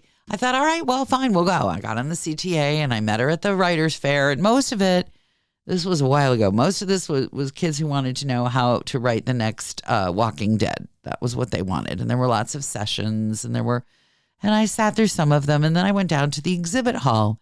Chicago has a lot of small publishing houses. And they're publishing some really interesting stuff. So far, halfway, I'm through 3/4 of the way through the exhibit hall. Nothing would be appropriate for my book. But in this sort of corner underneath a ramp upstairs, there's a guy with a table with books that look interesting. And he's wearing camo, like military, I'm like a jacket. And I'm thinking, what? Like he's ready to hide. Yeah, I know. It was odd. So I stop and I'm looking at his books and I say, do you publish anything that doesn't have an agent representing it? And actually, I didn't ask him that first. I asked him about him and his publishing house. And I liked what he had. And then I said, do you take anything from non-represented authors? And he said, well, send me 50 pages. So the same 50 pages that this guy had ghosted me over, I sent to him. And he said, I have an editor here I think would really like to work with this material. So that's how it happened. I love my publisher, Tortoise Books. He built this publishing house without giving up his day job. He's a really smart guy and a good writer. And his motivation is another thing that might inspire you. He had served the country. He'd been to West Point. He had a degree in journalism from Columbia University. And he had a really interesting book and he couldn't get it published. And he thought to himself, wait a minute, I got all this expertise. I'll start a publishing house. We'll see about that. We'll see about that. And he did. And he was, I think, twice now nominated by our local arts magazine as one of Chicago's Lit 50. Okay. Yeah, he's the real deal. He's honest. I hear people with books complain about their publishers or complain about their editors. And he sent me someone to talk to about a reference. Should she go with him or should she go with someone else? And actually, I can recommend her and her work. Her name is Hannah Sward, and she wrote a book about her recovery from meth. And it's a really interesting life story. And she had to decide where would she put this book. It's called Strip. It's how she supported herself when she had her many years of addiction, practicing addiction, I should say. And I told her that Tortoise Books would make sure that they would never lie to you. You might have to push yourself up the hill a little more than some of these big publishing houses with big budgets, but that you would get your book done the way you wanted it to be done. And they would always be honest. And I think in this world, that counts for a lot. Yeah, because you'll fake the people will fake the funk and like put you in a place and not necessarily put you in the best place to be successful because they're not being honest with you. Well, and then there are the people who don't want you to be honest with the public, like the guys who would say to me, can't you sound more likable? Yeah. Yeah, can't you sound more? But to get to somebody who can facilitate your work and really sees you, that's a gift. For sure. It's a gift. And what about your podcast? Like, how do you approach the podcast and getting into the medium of podcasts as far as the medium as far as coming from radio? You know, I know I talked to a radio personality and I was like, yeah, you know, what's going on with radio? And he was just like, radio's dying. Podcasting's where it's at. Like, well, there's no reason to go to radio. And so, but he's like a really famous rock disc jockey, DJ, that's interviewed a whole bunch of people, but he was, I don't know if that was like brutally honest, you know? Well, it is not what it used to be, that's for sure. Mm-hmm. It's not what it used to be. It's figuring some stuff out. Mm-hmm. It may survive.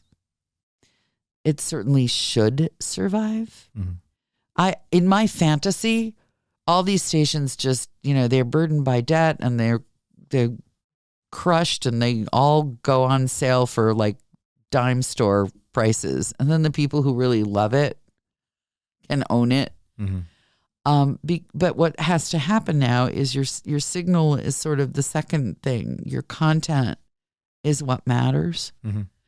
And so you see radio stations, back to what we said, they have podcasts, they have, you know, if you want to go deeper into this interview that was on the air, you can hear it on our website. Okay.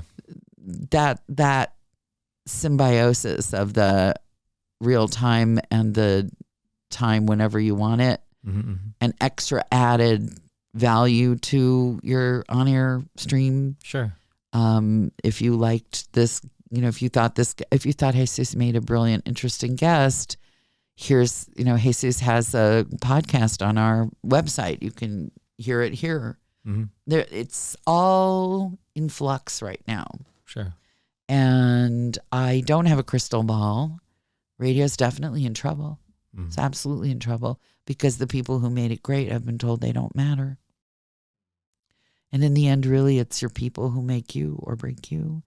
And a lot of the music stations have stripped out so much of their personality that now AI can do that job, and it is in a lot of places. So what can you offer that AI can't? What can you offer? And what you can offer is personality, real personality. Yeah. So far, we have no AI with real personality. Yeah. And that's incredibly hard for a robot to do. So far, it's impossible. Because it comes with a whole bunch of baggage that's a human. Experiences. It comes with your whole bag of life experience. Yep. It comes with your real raw emotion. It comes with your joy and your pain and all of the joy and pain of others you've encountered. It's really the difference between just hearing one note and hearing the whole orchestra. So. And I think that social media and all of that, like there's definitely going to be in the horizon of reverting back to long format, to not seeing 60 seconds of something and being satisfied with just that. You know, like I see the median of like technology, like everybody's like driven towards this like fast food type immediate gratification that they have with social media and with just technology. I think that there's going to be a reverting back to like you're talking about personality style, that it cannot be reproduced by a machine that just surveys everything. I don't know, Jesus, if it's going to be that people get their attention spans back again. You don't think so? I don't know. I think that maybe that attention spans really are, and I say this as I know that we're recording a long tapestry of a podcast. There is a generation of people that now, my kids' generation, they don't, unless it's really, really, really engaging. They'll fast forward, they'll listen at twice the speed, they don't. So I would your analysis has some validity, but I would also say and add to that it has to be compelling. If it's compelling and it's a story in 60 seconds, then that's what it takes.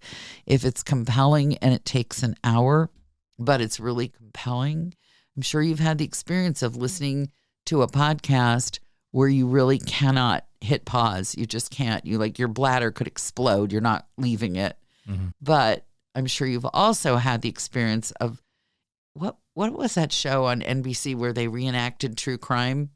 I'm not sure. There was some stupid show that was all true. And I actually watched it once and I thought, this is so frustrating. And I went online and I Googled the news story and I knew everything that they were taking an hour to tell me in 30 seconds. I get you. Yeah. And there are podcasts like that where they think that somehow they're obligated to make it last 30 minutes, an hour. And it's frustrating when I can't tell you how many times I think to myself, well, I would pay for someone to edit this for me. We all have those. Not every podcast is going to be your greatest work. And if you've promised to deliver a podcast every week, then you've promised. Yeah. And your audience, after a while, they'll have their favorites. I'm sure you hear. And if you are listening to this and you're thinking of doing your own podcast, of course, every week or every month, you should try and make it the best that you can. But even Olympic swimmers don't always have their record time. Anything you do, you try and make it your best. And probably if you're really good at it, your best is better than most people's best. If your worst is probably better than most people's best if you're really, really good at it. But it gets back to people are giving you the gift of their time. Sure. And attention spans are definitely short now. I don't know if that can change or if it's permanent, but you're willing to give somebody more of your time if they're rewarding you with it, with something, some insight, some feeling, some experience that you wouldn't be getting without information. Yeah. But just to pad the damn thing, I mean, please. I just think that we're going to get to a point where it's like fine art is going to be elevated because a human hand touched it. Like there's value in that, where it's like a machine didn't make it. It's like this is an original by a person that made it. This is why it's special, because you got all those copies or you got all those things that were generated through AI. This is actually somebody's work. Well, you're talking to a woman who collects handmade quilts, so yeah. You could go down to Pottery Barn or Crate and Barrel or any one of these places and get a beautifully made, probably in China, quilt. Very perfect, and really some of them are extremely charming. But if you buy a handmade quilt that's stitched and pieced by hand, you'll notice that the stitches they're pretty even, but they're not perfectly even. Yeah. And a friend of mine who's no longer living taught me, actually, we used to go to the Kane County Fairgrounds, big county fair, and look at the quilts. She was a quilter. And she taught me that the way to see the quality of a quilt isn't on the fancy colored side. It's to flip it over and look at the plain side where the stitch work is. If you look at the simple hand stitch work, which can be really elaborate, if you look at that, that's where you see the quality of the maker. I see. Which is what you're saying. I think that we're going. I think that that's where it's at. Like I think AI is going to definitely like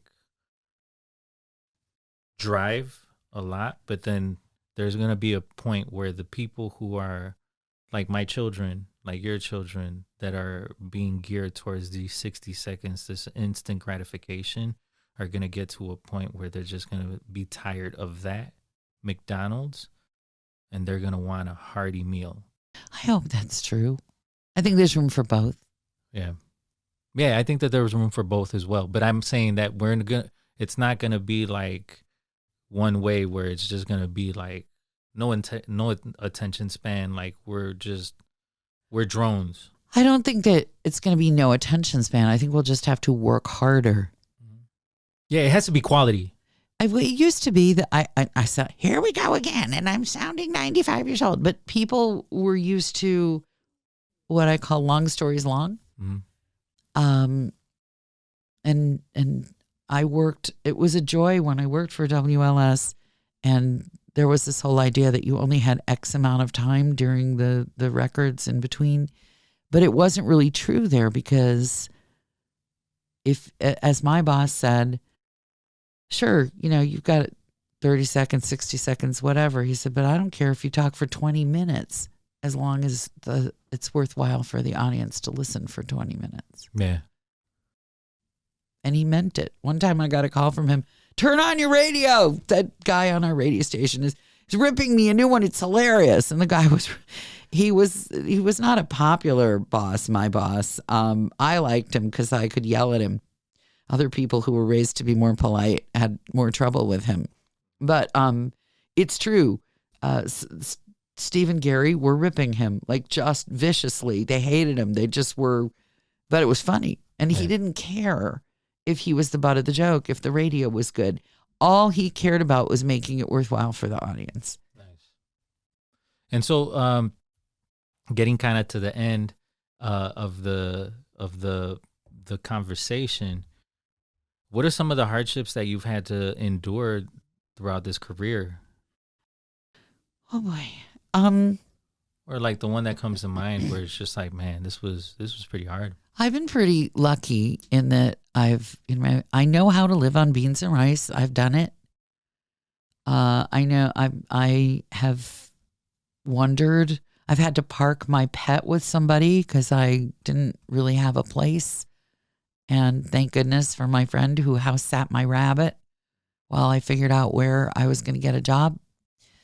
I'm very lucky. Radio has been a fellowship of people who look out for each other. Mm-hmm. And people have opened up their spare rooms to me and let me sleep on their couch. There was a guy, remember in Rockford, where I almost hit the shoulder? Mm-hmm. There was a sales guy who said, if you're too tired to make it home, I'll just give you my keys. You can sleep on my couch. And I looked at him and goes, no, really, I'm not even there. Mm-hmm. And it was true. It probably saved my life. So the awful parts have come with, it's like being the only. Everything that's hard gives you something. It's really hard to know. I would say the hardest thing about the industry, and it's still true for women, I'm sorry to report, is that that even in a station where there were 6 live day parts, only one of them was going to be for a woman hosting her own show. Mm-hmm. No matter how good you were, that's all they were going to allow. And it probably wasn't even going to be a day part where you were really allowed to be yourself. Yeah. And that's hard when people are looking for work and that it's a 1 out of 5 shot. That what I would really recommend to other women was just go for the guy job. Go for it. Even if they've never given that shift to a woman before, just go for it. Maybe they'll forget for a minute and give it to you. It's happened, sure, it has happened. I think one of the rewarding, this is so hard. Like, what are the challenges? The challenge sometimes, it was never about giving up. I mean, really. Mm-hmm. After a certain point, there's not much else you really want to do other than be entertaining in some way. Mm-hmm. I work part-time on the air now, and that's efficient right now. It's actually relaxing not to have to go in and do a talk show 5 days a week. I really like it. Mm-hmm. But the challenge, I think it's hard to watch women and minorities get shortchanged in this industry, and knowing that the industry really needs them and could do better if it brought them in. Yeah, if it brought new voices in. Yeah. And then on the flip side. People are scared of that, though. On the flip side of that is sometimes they bring in new voices just because they're new voices and haven't been represented without regard to whether they're any good or not. And they used to do this to women. If they fail, they go, well, this is what happens when they hire. I as a woman, I could tell you that it happened to me as a woman, where I had a friend who hired me as a rock jock, and he was running a talk station, and I would have been perfect for the station. And he said, I just don't hire women anymore. And normally I don't go after the throat when people do that. But this is a friend of mine, friend Lee, I should say. We're not close friends, but he's done right by me. I said, the reason, he said, I hired a woman and it was a bust. I said, you hired her because she was 5'9" and gorgeous and a redhead, and you didn't pay any attention to whether she was any good or not. And she bombed. You've hired, and I named like 6 or 7 hosts he'd hired who also bombed. And never have you said, I'm not hiring a guy anymore. Mm-hmm. You don't say that if the guy bombs. And so if they hire somebody who is an underrepresented group and they bomb, they're looking for an excuse not to hire any more of us. So what they really should be doing, in my opinion, is making these people available and hiring them in smaller markets or in more obscure day parts where they don't have so much risk so that they can get good.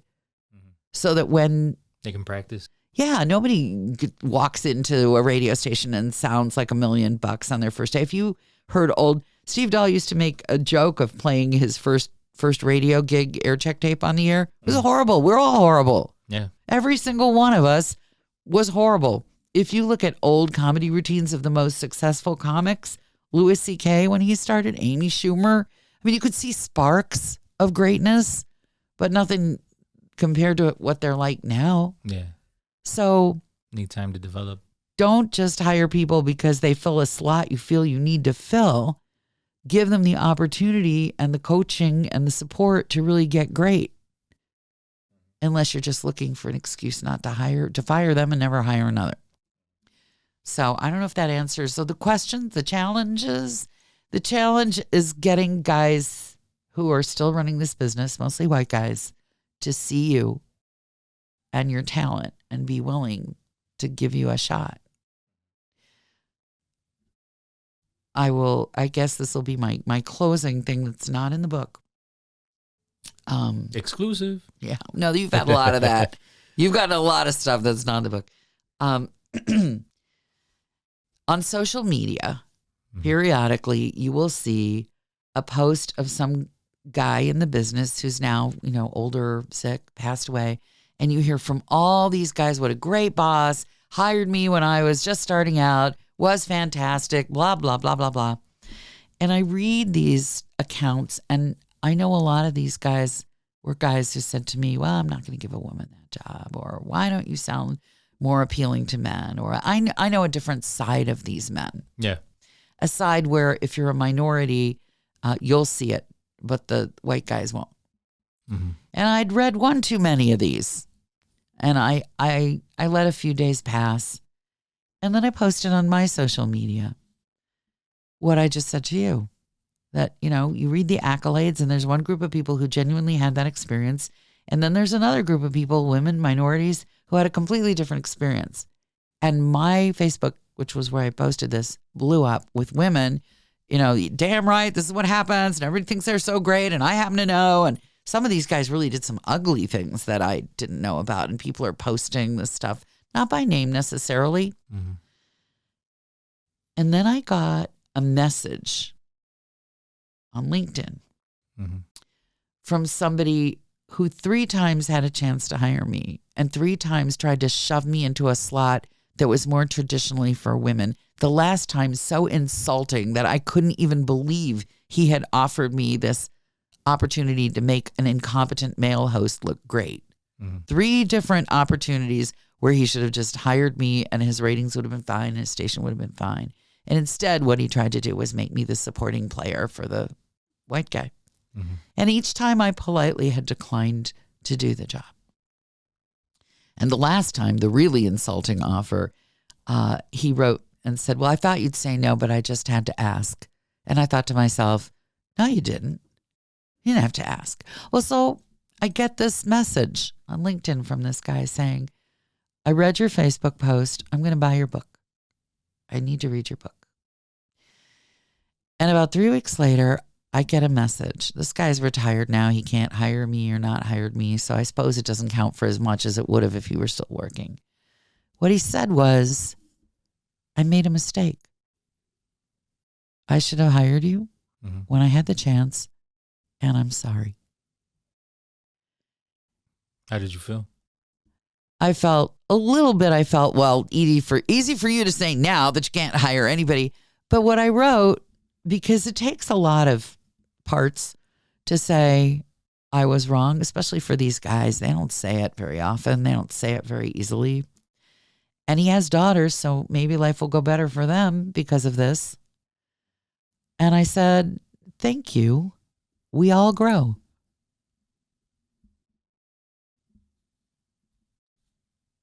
That's how I feel. Mm-hmm. We all grow. 500 and growing. Yeah. Some of these guys should be growing a little faster, but yeah. Grow a little faster, white guys. If somebody would, I mean, you're going right in pace of like where I'm going with the questions. Well, I read them. I read your question. Yeah. So if you were gonna give advice to somebody that was, especially a woman, right, that was thinking about getting into the career path that you have in radio, or just as being a host or being a personality. Being a personality, that gives you more options. Yeah, like being a personality. What advice would you give them? Well, there are going to be jobs when you're starting out that are not great jobs. And the biggest laugh that I would get were these people out of journalism school going, I want this job and I want this title and I'm like, great for you, but you're still going to be showing up in the middle of the night and emptying the garbage cans. That's going to be your job. I don't care how many fancy degrees, and I don't care. Have a little humility when you start out, and understand that. I gave this speech to my eldest, my son, so maybe this will help. It was during COVID, and he got his first job out of university, and it was by remote because everybody was by remote. Mm-hmm. Oh, his graduation, you're saying? Well, that too, but yeah, by the third version of his graduation, because they have that college and the university and then the little. But as an aside, I may be the only woman who, by the third graduation on the video feed, was folding socks while her kid graduated. I was like, I've had enough of these. Yeah. But he comes down after his first day at his real job, which is by remote, and real job out of college. And he'd worked his way. He paid for part of his college. It's not like it's his first ever job. Mm-hmm. And he lies on the couch and takes off his socks and throws the dirty socks on the floor, as college recent graduates are wont to do. Mm-hmm. And I said, well, how was your first day at work? And he says, I don't think they're paying me enough. And I hit the roof. What do you mean they're not paying you enough? What do you bring to this company? Absolutely nothing. You got a little piece of paper that says you took a few classes. You got nothing to offer them. You should be grateful that they're paying you to actually learn to do so. By the time I was done, I had almost reduced him to tears. Okay. He said, well, the average graduate of my school. I said, maybe those are the engineers who actually know something. I'm pretty tough. Poor guy. Pretty walked tough. Off. Oh, yeah. I don't think he could get off the couch. But this is the thing. Understand that when you start, you're not really bringing much. They're teaching you. Yeah. Find good people to teach you. Yeah. And then at some point, you come to the point where you go, I really have some skills now. Mm-hmm. And know when people are underestimating you. Mm-hmm. Especially for your daughters, when people are underestimating you, just cultivate that inner voice that says, well, thank you for that advice. Or, good, okay, you rejected me. Fine. It's not personal. Mm-hmm. What is the next door I can knock on? What's the next option? What's the next opportunity? Is there a workaround? In other words, well, we'll see about that. Back to we'll see about that. We'll see about that. And then what would you want to tell yourself as an adult if you were able to teleport back into the past, into the child you or the little you? What would you tell that child? Well, I don't know about the little me, but I can tell you that what I would tell somebody who was starting out in my adult life,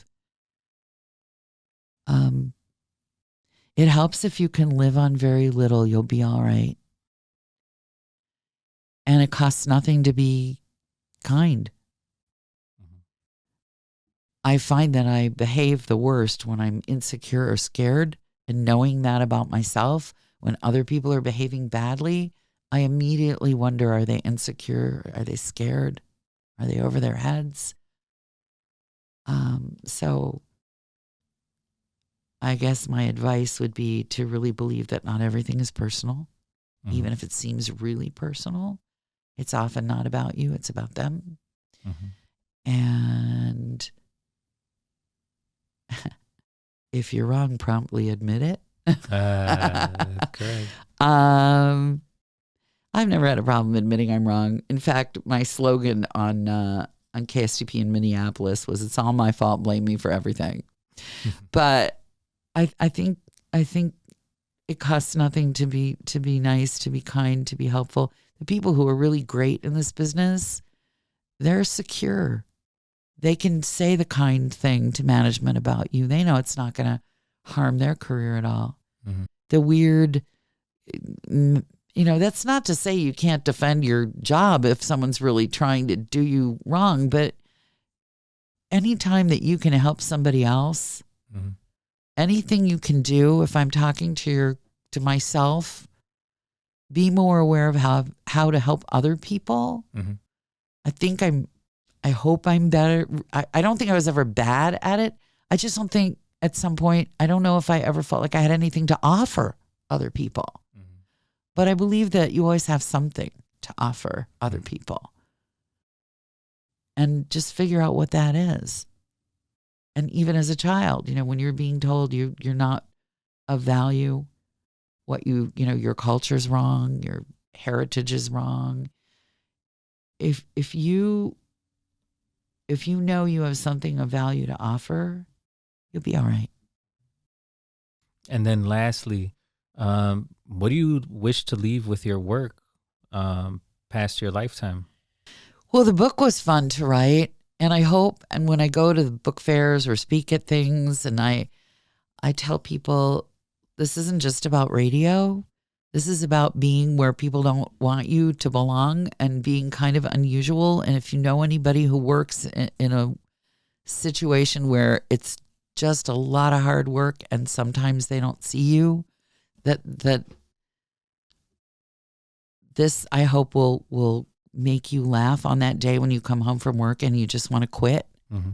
If the book, even for a little while, can do that for people, if it makes them, and sometimes I hear from people who listen to me. I mean, I've been fortunate to have been on these big radio stations that you could listen to at the end of the Santa Monica Pier from here. And when people say, you helped me through a really tough time just by making me laugh, I had a great experience. If you want one more story. Sure. I didn't last long in Portland. I was very insecure, so I was very difficult, and I blew up sponsorships, which wasn't smart at all. Bad. No, it wasn't that. They had a big 12. This is in the book. I ruined the 12 Days of Christmas promotion. Oh, okay. Yeah, I ruined it. I think you've heard that, where I ruined it. I didn't even hear that part of the book. Oh, it must be in the end. Nah, well, it's in the talk radio part. Okay. When I first started doing talk radio, every radio station does a 12 Days of Christmas promotion. And okay. Oh, yeah. I remember. One of the days was like your sure shot to be a millionaire. And what it was lottery tickets. And I talked about what I really think about people who play the lottery when they have no money and then, figure that's going to be their ticket for fun. If you can afford it, great, enjoy. But so I talked about that. It's a waste of money. I know. The odds are I'm in radio. That's enough of a lottery ticket. Yeah. The odds are against me every day. So, what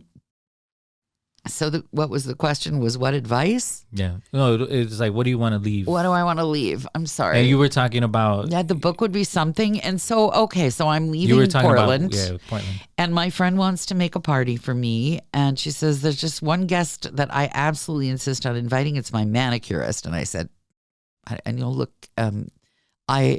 Jesus can affirm, I do not have a manicure. That is correct. No manicure at all. You did cut your nails, though. I don't know. I bite them sometimes. I rip them. I break them. I don't know. I think when I had kids, the manicure went. The idea of changing a diaper with long nails just horrified me. Man, I don't know how people do it. Disgusting. Just in general, like living a life with big nails. I had big long nails when I worked in Top 40 because I looked at my hands on the board all night. I wanted them to be entertaining to me. But she said she's bringing her manicurist. I said, all right, bring your manicurist. And I've never, up until that moment, I'd never felt that anything I really did in talk radio, music radio, had any real value. Mm-hmm. And this woman came to the party, and my friend introduced her, and she said, I worked in a big salon. I was a cog in a big salon machine. I wanted to start my own business. I rented a space. I decorated it myself. I got the hot glue gun out and hung up the little pom-pom decor. And then I opened the doors for business, and almost nobody came. And I thought, I'm going to lose my shirt. But every morning when I got in the car, because I live out in the hinterlands of Oregon, it was a long drive in, and I would turn on the radio, and there you were, and I would be laughing by the time I got to the salon, and I felt like I could keep going because my mood was good. Mm-hmm. And now I kept going long enough that the business is a really going successful concern, and I would have given up if you hadn't made me laugh every morning on my way in. Mm. And I thought, well, all right, that's something. That's a real thing if I can do that. Because laughter really heals people. It's a good thing for people. It's not the only thing in the world, but it's a good thing. Yeah, if you don't have that, it's a tough life. Yeah. Rough life. Yeah. So that made me feel like I had a little legacy in the people who remember my work. But I really want to thank you for coming to the 500 and Growing podcast. I really appreciate the stories that you've shared. Thank you for being candid about, your experience in radio. I mean, it's incredible. It's an incredible industry that I've always seen from the outside, but never really gotten a sense of what it's like.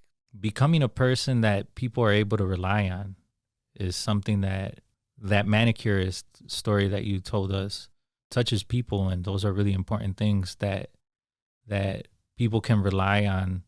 Hearing something that's going to make them laugh on the way to work when things aren't going right. And so those are the things that change, that help people along in their life is knowing that they're going to be able to hear something that makes them laugh. Turi wants you to know that LA's stations have towers on Mount Wilson, not Mount Whitney. She's the first one to admit at being bad with names. I really appreciate you coming to the 500 and Growing podcast. Again, this is Turi Ryder. She wrote a book called She Said What? And it's really, really entertaining.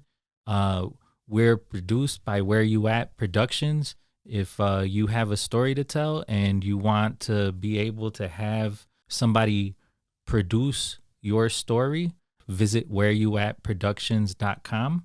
And thank you very much, Turi, for coming. I had fun. Thank you. 500 and growing. Podcast.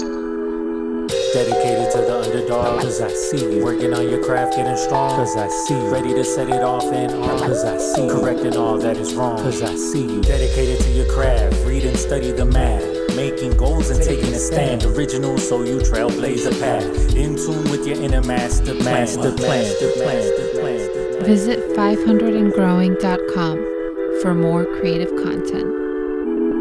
Thank you very much for listening to the 500 and Growing podcast. Remember that we have incredible guests that have already featured in episodes in the past. So please go back into the archives and listen to their inspirational stories. And then remember that we have incredible guests lined up for the future. So please follow on Instagram at 500 and Growing podcast. Remember to follow on Spotify or Apple Podcasts or any of the major podcast platforms. You can also check out 500andgrowing.com for more creative content. 500